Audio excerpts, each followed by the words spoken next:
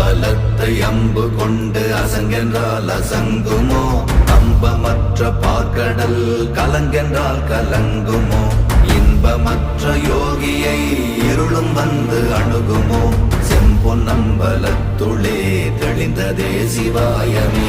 ஓம் நமச்சிவாய ஓம் ஓம் நமச்சிவாய ஓம் நமச்சிவாய ஓம் ஓம் நமச்சிவாய ஓம் நமச்சிவாய ஓம் ஓம் நமச்சிவாய ஓம் நமச்சிவாய ஓம் ஓம் நமச்சிவாய.